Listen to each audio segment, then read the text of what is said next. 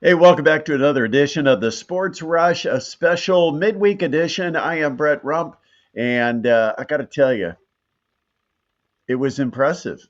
Monday at the Gates Center, Mastodons take on Ball State. Of course, a lot of hype around this one because I think many people in Northeast Indiana want to see these two teams play each other on a regular basis. And so it's been a while. 2017 was the last time these two teams played.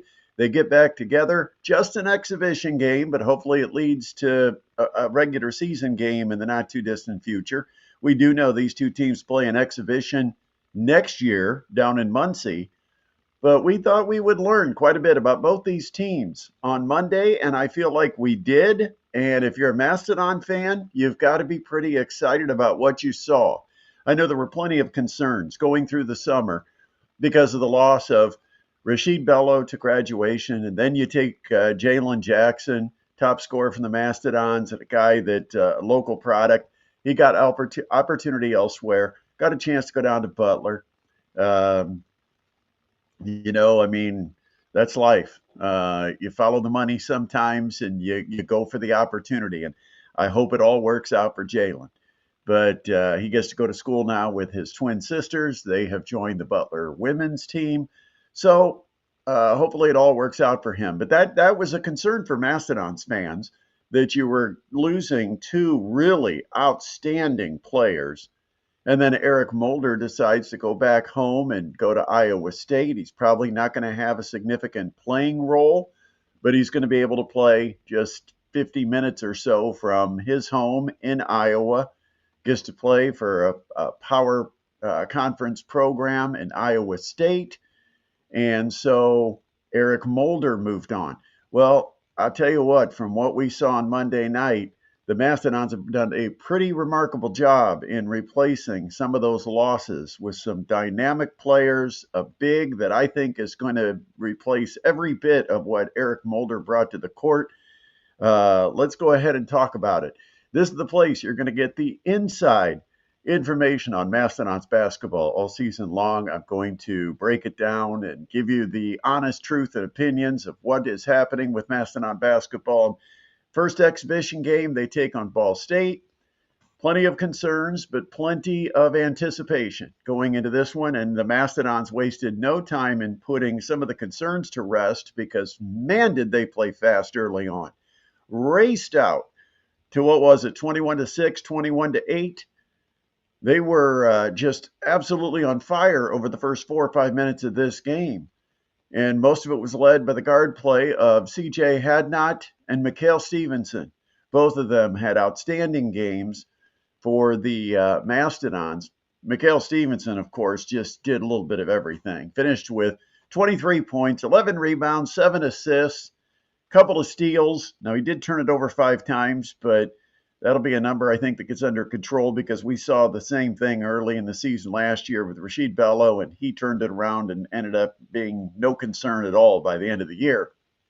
But I think, first game, maybe a little overly hyped, and you make some mistakes. You're playing against outside competition for the first time and probably try to thread a needle a little too much. And sometimes you've got to learn and be humbled a bit. 5 turnovers, a very high number, but you can't fault the performance from Mikhail Stevenson with 23, 11, and 7. The guy was doing it all for Purdue Fort Wayne. He was 10 of 14 from the field. He split his 2 3-pointers. He was 2 for 2 at the free throw line. What a night in his Fort Wayne debut. And of course, this is a guy who grew up in Fort Wayne, went to Southside, then moved on and played at an academy. But he was at Grambling. He's got NCAA tournament experience at Grambling a year ago, and that certainly is valuable. That's what the Mastodons want to get to. And Mikhail was great in his debut in a Mastodon uniform. Now, it's not his regular season debut because that's going to happen on the road out of Grand Canyon coming up on Monday night, but he was outstanding in the exhibition game against Ball State. CJ Hadnot, big question was, will this be the year that CJ Hadnot steps up and can handle a more significant role where he's counted on for more scoring? I love the fact that he shows what he's done in the offseason. In other words, you look at his physique and you can realize he's built some muscle. He's added a little padding. He's going to be able to take it to the rack, fight through some physicality. And it was very evident in the game Monday. He's 8 for 13 from the field, 1 for 4 from distance, but last year he was pretty close to a 40% three-point shooter, so I think that number will be fine. Added 3 rebounds, 4 assists, 3 steals for CJ, and he played 33 minutes. I mean, the Mastodons did play almost a regular rotation because DeAndre Craig, who I guess you would consider point guard 1A, 1B. I mean, they've got Stevenson and Craig are going to handle the ball, obviously, a lot on the perimeter. And then when it goes to the wing, you got CJ Hadnot, who I think is going to play more of a Jalen Jackson role. And then you complement that with Darius Duffy inside, Max Nelson in the corner. But DeAndre Craig finished double figures, 13 points, 50% from the field, 6 for 12. He added 6 rebounds. And, maybe a couple of overly aggressive fouls, especially early. But Craig also had a couple of steals. So if you look at the top 3 guards, Stevenson, Hadnot, and Craig, they combined to score 55 points. They had 20 rebounds combined, 12 assists, and 7 steals. I think that's pretty good numbers against a credible opponent, Ball State. Now, inside, we talked about the loss of Eric Mulder. And the Dons went to a familiar name, somebody that they had scouted and they had played against. He was at Milwaukee in the Horizon League last year, Darius Duffy. And Duffy, 3 for 4 from the field. He was 1 for 2 at the free throw line, finished with 7 points, 5 rebounds, had an offensive rebound, had a nice dunk. So, I thought, and he had a block shot. So I thought Duffy played his position well. And, when you look at Eric Mulder and you look at the mobility and the activity and the shot blocking and shot altering ability of Eric Mulder, Darius Duffy gives you all of that. And he might probably, I don't think there's a question, he's a better athlete than Eric Mulder, overall athlete. And Eric Mulder was a heck of an athlete, but Darius Duffy, athletic. Then you had Max Nelson doing Max things, 2 for 5 from behind the arc. He finished with 6 points. Here's the nice thing about the Mastodons in this exhibition and what we learned. They played 10 players, and this is a deep roster because 2 of their better guards, 2 really good basketball players, Chris Morgan and E.J. Mosley, those guys didn't play. They were both out injured. And despite that, the Mastodons still played 10 players, and everybody that played at all got at least 2 points.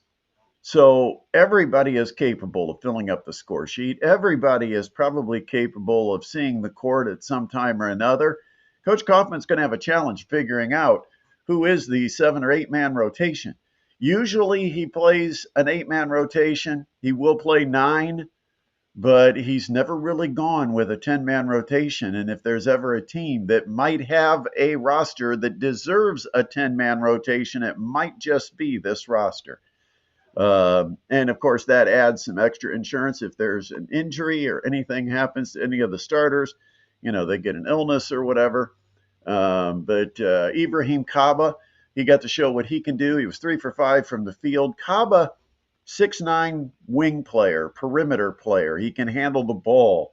He can sky. He can go up with his length. He's got really long arms, can fly in the air, had a unbelievable block that was a good foot above the rim. And, Kava is going to be one of those guys that with his length, he should be able to really defend. And when you add into it the fact that he's a pretty good shooter and he's going to stretch some defenders out to the perimeter. He finished with 6 points on 3 of 5 shooting, had 4 rebounds, including 2 offensive rebounds. I like what I saw from him. Of course, D'Lo, pretty much what you're going to get at this point. Got a chance to see it some last year and now this year.